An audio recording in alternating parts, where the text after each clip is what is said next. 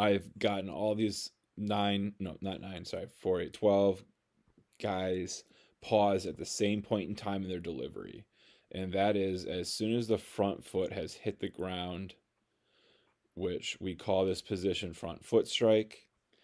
And right when the foot hits the ground, right when the foot hits the ground, right when the foot hits the ground, and so on. So that's where all of these different guys are at this current time, is front foot strike position. We can kind of see that there are some universal things that every pitcher, no matter the size, what handed, arm slot, what it may be, that we want to try to get to, some checkpoints.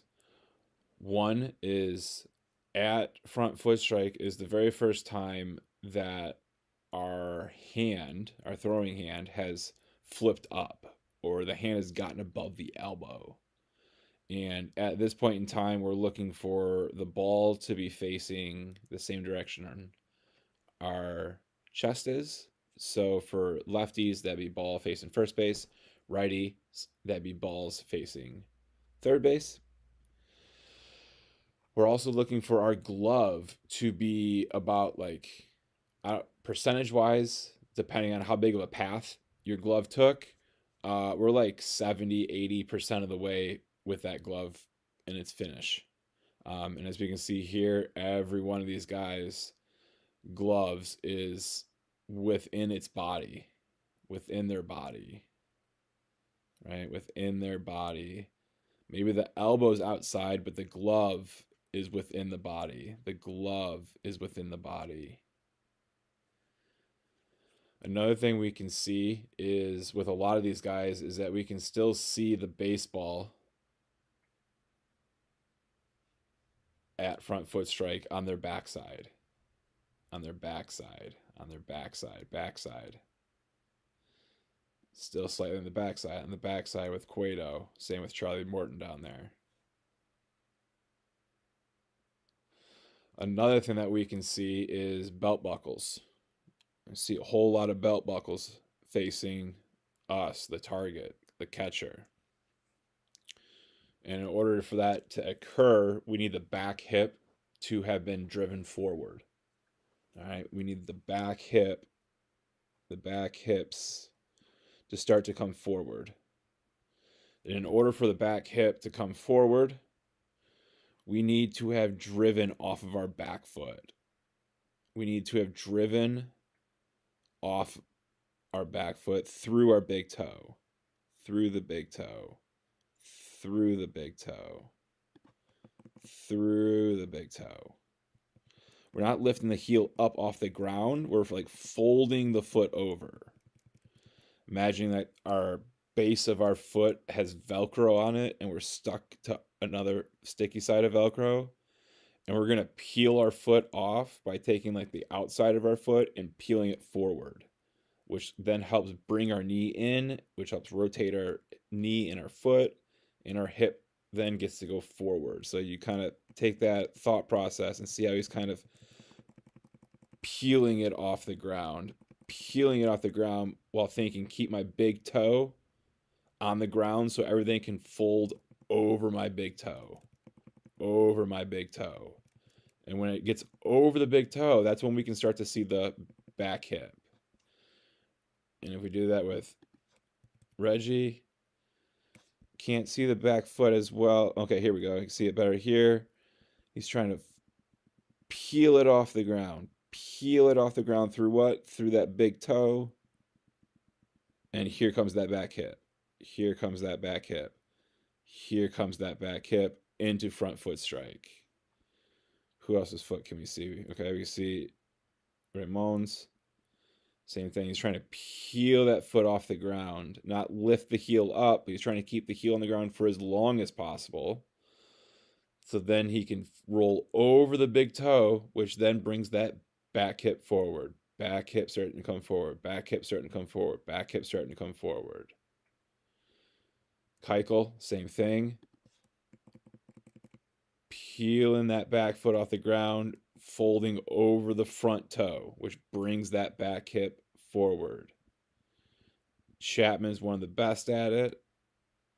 Boom. Boom. Boom. All right. So on and so forth. Every one of these guys has their own delivery, their own leg lift, their own stride, but we can see how very similar that back foot drive process is. That's the movement we have to do with the back foot in order to get the shin, knee, thigh, and all the bones in there to move in a specific way that then pushes that back hip forward. That then pushes that back hip forward. Pushes that back hip forward. Okay? From there, we can see that the stride direction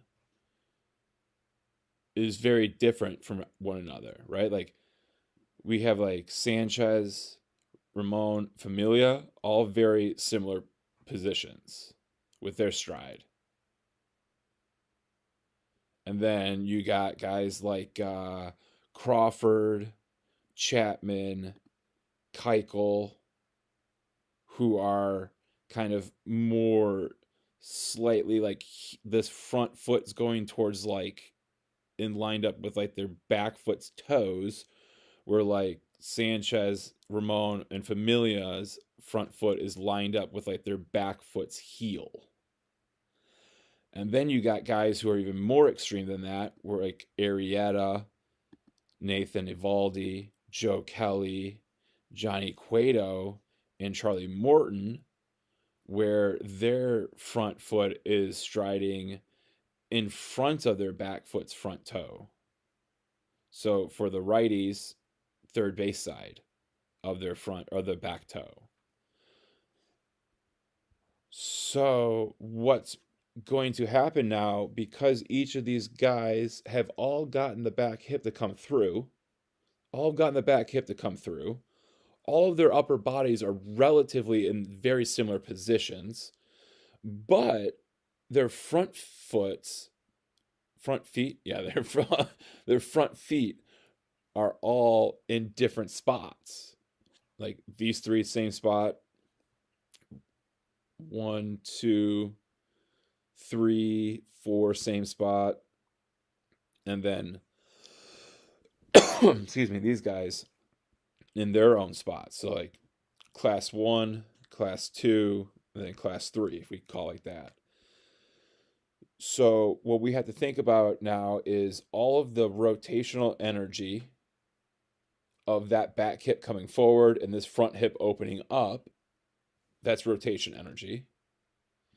All of the energy of that back foot driving us forward into that stride, into front foot strike, driving energy back from the backside to the front side, driving energy from the backside to the front side, driving energy from the backside to the front side. That's a linear energy. So we need to take that linear energy and that rotational energy that our lower half has gone through, and now we need to send it up to our upper half as quickly as we can, so that way as our upper half is going through its rotational energy, it can be fed that lower half's energy. So then the upper half can work even faster, even smoother, even more stress-free on the arm to produce maximum amount of power. So if we watch the guys that have the knee, or the stride rather, in the very same position, so Sanchez, Ramon, and Familia, if we watch, their knee is not going to move hardly at all to the glove side, to the glove side. It's just going to pretty much lock out, which allows that back shoulder to come forward, which allows that, which then allows the back shoulder to come forward.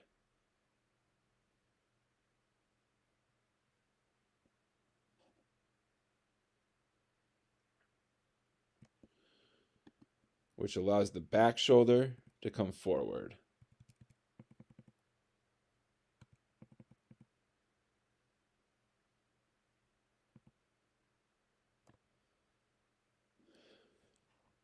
Now you have the guys where the knee is slightly like across the body or in front of the body, like the Crawford.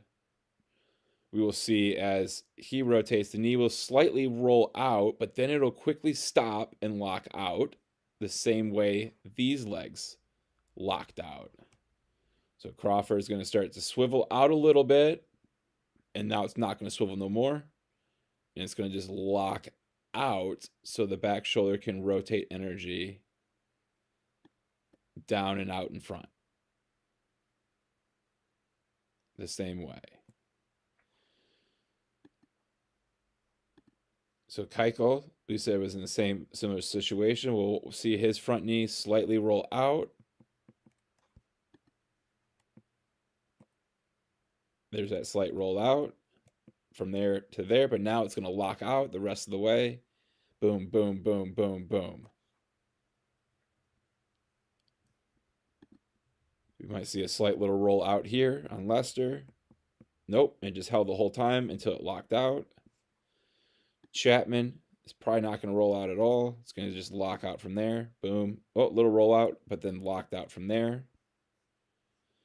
Okay, now the guys that have the far stride across their body, who are what people would say they're striding across their body or throwing across their body.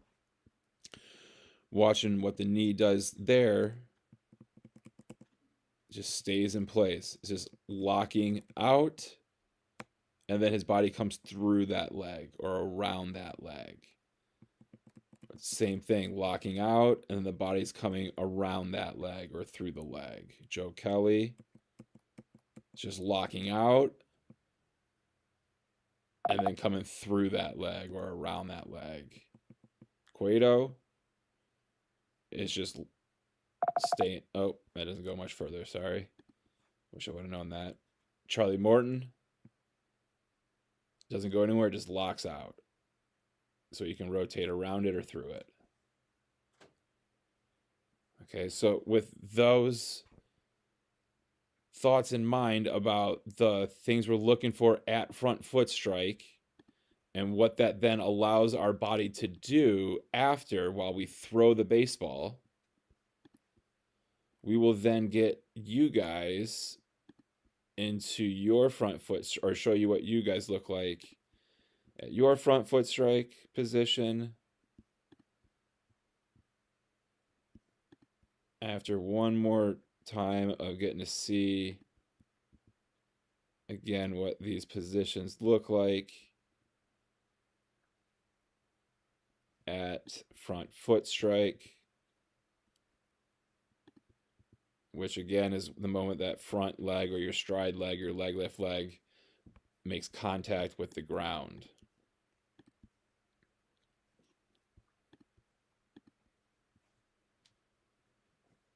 So there's front foot strike again.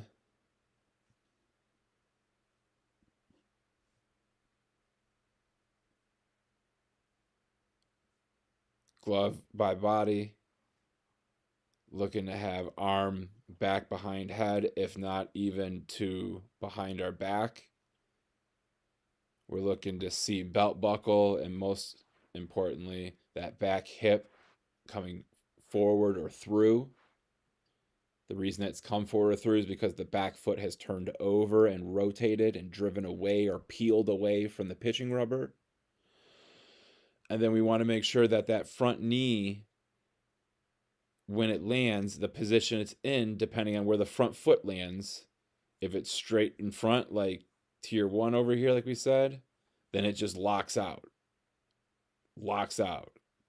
If it's in like the tier but next to that, then it can roll out a little bit, but then it's got to lock out from there. And we notice that it always locked out and stopped moving and stabilized. It rolled a little bit, It rolled a little bit, then it stabilized. And look, the ball still hasn't even came from behind his head yet. By the time it stabilized, and now it's just locking out, locking out, locking out.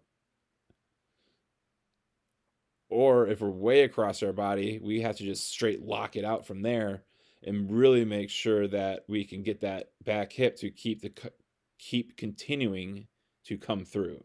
Keep continuing to come through. It's a little fun tongue twister. Make sure it keeps coming through. Make sure the back hip keeps coming through if we're getting our stride across our body. Again, there's nothing wrong with throwing across our body. We just got to make sure that that hip can keep coming through. Switching to the side view of everything. And we're just going to first start again with looking at the front foot strike position. So this is, again, the moment in time when trying in, front foot makes contact with the ground. And same thing with AJ over here. Excuse me.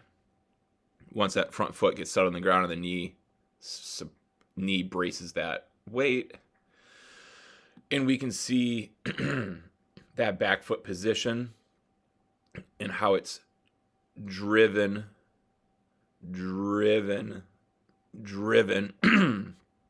away from the rubber.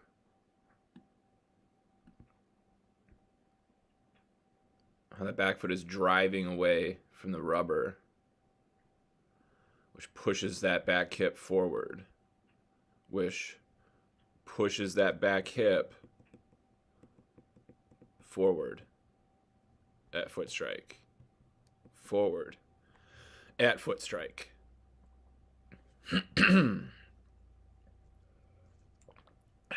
Sorry, I got a frog in my throat. We can also notice at front foot strike that the glove is finished or finishing, and we're looking for that, like that 90-ish degree being, this is the time that the ball is facing the same direction as your chest. So righty's ball at third, lefty's ball facing first. Belt buckle's turned over. And then we'll watch as we go through the throwing motion how this front knee is going to brace itself. It's going to lock out. It's going to stabilize. It's going to block, whatever term you like to think or categorize it as.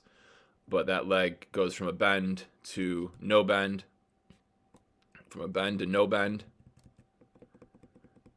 in order to help get all that energy that the lower body created and send it up into the arm and not allow it to stay down here in the knee and go forward or roll out. This is what allows us to throw the baseball down and out in front as we rotate around. And that's what allows us to rotate down, out in front and around through release. But we got to be able to start feeling ourselves really getting down. Really getting ourselves down at release and out in front with this forward trunk tilt. Our trunk is from our shoulders to our hips. This mass of our body we call our trunk.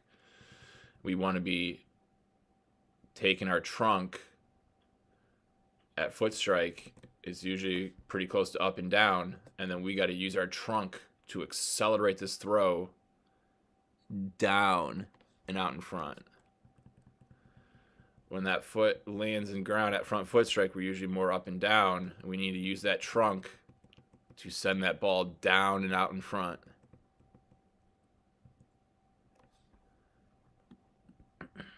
Next two examples.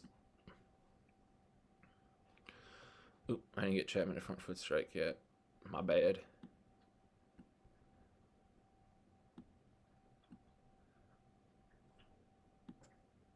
Okay, so if we watch this back foot, how it's just going to drive away from that rubber. Heel's not trying to come up in the air, it's just trying to turn over. What are we turning over? We're turning over the big toe. Watch this little piece of toe here that's in the bright, in the light. Should turn over. It folds over. The crease in the shoe is folding over that big toe so we can drive through it. And that's the movement that gets this back hip to go forward. That's what finally gets the pelvis to start to rotate forward. Gloves finishing, 90-ish degree angle, belt buckle, back hips coming through. Over here, watch that back foot. Through the big toe, through the big toe, through the big toe. Also noticing how long this back knee is staying back. Noticing how long this back knee is staying back and not constantly going in, down, down, down, down, down as his body's going out. Because if that's the case, his weight's going down and out. We need to try to keep that weight back. We need to try to stay in this back hip so we can drive that back hip. So trying to keep that knee above that back foot as long as we can, as best we can. Then when we can't, then it's time to start to rotate. Boom.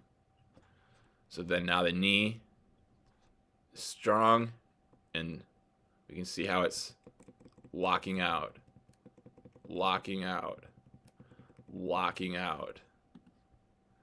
We land at foot strike, and we can see knee holding strong, trying to lock out.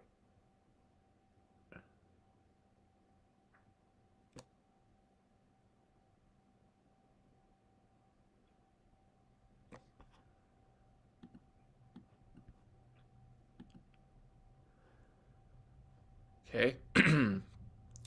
Some more here. Kershaw. Back foot. Boom. Back foot. Boom. Back hip. Go forward. Back hips facing first. Start going forward. Start going forward with the back hip. All because the back foot's doing that. Get the knee to do that, which pushes and drives the pelvis forward. Gloves getting to finish. Arms in that 90-ish. Shoulders have not rotated yet. Shoulders have not rotated yet. Gloves starting to finish. Arms in that 90-ish. Back foot. Boom. Boom. Boom. Boom. So we can see all these guys, different heights, different arm slots, different body shapes, different arm slots. But a lot of the same movements with the back leg, because that's the sequence that we need to do in order to get that back hip to start to come forward. So then the throw, boom, out in front and down.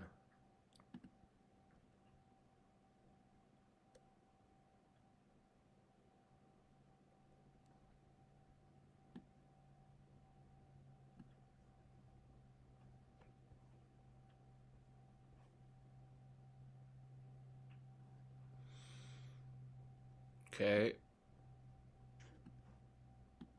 And then we got one more. Jake Arrieta, same thing.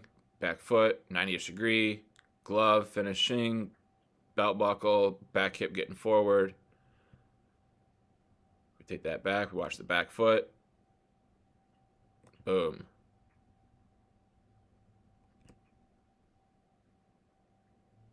Boom.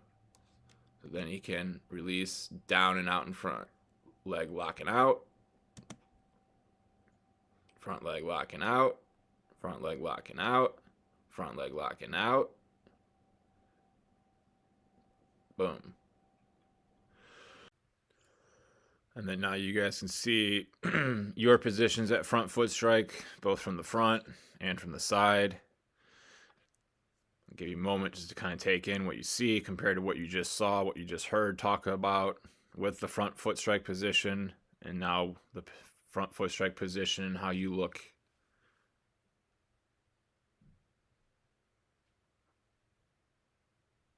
So we can see both of us have not rotated the hips at all at front foot strike. We know that because we can't see the belt buckle at all. If we were even wearing a belt, we wouldn't be able to see it. We can see that our knee Because we have not rotated anything, our kneecap is not to the target. It's just on this angle over here. We can see because of our front leg not rotating into front foot strike that we're not landing flat footed. We're landing on the inside of our foot, on the inside of our foot. We can also see that that back foot has not turned over yet at front foot strike. We can see it from the side even better. The back foot has not turned over at all. We can see that the back hip has not gone forward at all. Back hip has not gone forward at all. Okay, so this is just a very much I am throwing with my arm. I'm not using my body. And now that we are on a mound, if we do not use our body, we are not a pitcher. And guys who are not pitchers are not going to be able to stay healthy on the mound for very long. Oh, sorry. My calf just started to cramp. Oh, my goodness. 1 second. Oh, my goodness. Ow, ow, ow, ow, ow, ow. Okay. Drink some more water. So we see that if our lower body is not rotating into front foot strike, our upper body is going to go through so much more stress to throw the baseball. And that extra stress and how it's going to be releasing the baseball then adds even more stress. And that all that stress, throw after throw after throw after throw on this mound, as we get bigger, as we get stronger, as the throws get further away, that stress is going to start to add up over the years. And sooner than later, we're going to be dealing with some issues. So got to understand those visual positions and checkpoints at front foot strike from the front view and the side view like we just saw, and then really understand what more you guys need to do here to get to that point in time. If we get front foot all the way into the ground, is there, and we can see how much your upper body is rotated to get it there. If we get front foot all the way into the ground, it's there. All right. Now we still don't have belt buckle or back hip. So if we get that to that position, now we can see that, and we can see how much we've rotated upper body as well. So we take it to the side view. We get this front foot all the way on the ground. Now we get the back hip to start to come forward, and we're here. Same thing here. We get this front foot all the way into the ground. It's there, and now we're here. So we can see how much more we got to do with this backside leg before the front foot hits the ground. How much more we got to do with the backside leg before it hits the ground. Otherwise, it's just going to kick out behind you and do nothing. Kick out behind you and do nothing. Do nothing. Do nothing. And now we're going to see on the side view how much you're going to have to go this way, this way, this way to throw. This way, this way, this way to throw. And that's why the foot kicks so far behind you, and why this hand is so far over your head. Because everything's just swooping out at the same time. We're not able to accelerate down and out in front. Same thing here. We're going to talk about your arm path is why it's led you to such a weak position here. Because now you're just pushing. And we can see it here, just pushing the baseball. You're just pushing it. There's no whip. There's no whip because your hand, the ball is facing second base. At no point do we want this ball to be facing second base. And your ball just gets to second base, and now you're here. Okay, arm path drills. That's all we're going to have to do here for weeks to get this in, is arm path. Hand can't come above the elbow until the foot hits the ground. Hand's already up getting above elbow, and the foot's not in the ground yet. It's because that ball wants to face second base. It should not be doing that. It should be staying top of your hand to third, ball to first. Ball falls out of your glove down. See right here, the ball is to home, and now it's to second. That's not a safe way to move the arm. You're going to put yourself in very extreme positions to blow this thing out right here, because it leads you to this. It leads you to this type of throw here. It's just that push. And that push puts so much stress running through that elbow to make that throw that doing this down that mound over and over and over and over again is not going to be what we want for your overall arm health. So everything that we got to do is Arm path drills. You gotta learn how to throw the baseball the proper way. Proper way. We don't want ball facing home to then get pulled up to second. This position right here is going to cause so much problems with how we rotate this arm because now it's going to drag and push. We can see that your backside just does nothing at all. Foot hits the ground. Now it wants to try to do something, but it's too late. Everything from this backside has got to rotate into front foot strike. Because if we don't, we're not going to be able to drive through the big toe because the big toe is going to slide out from underneath us. Can't drive through the big toe if it's sliding out from underneath us. So again, that's what then leads to you throwing the ball up so much, up so much, up so much, instead of accelerating that ball out, forward, and down, and then around. You're throwing the ball so much up, up, up, up. Even here, we can see how the ball is being thrown up, up, up. We got to accelerate this ball down. You're already 10, 11 inches off the ground because of the elevated mound. Then the ball is being released for you like a foot and a half above your head. So the strike zone is like 16, 18 inches off the ground. It's going to be very difficult to get that ball, which is being released this much higher in the air, down, especially when the throw is going up. So we got to learn how to drive off that back leg so we can accelerate energy straight forward and down and not up. It's going to be your biggest thing. So arm path drills, backside drive drills.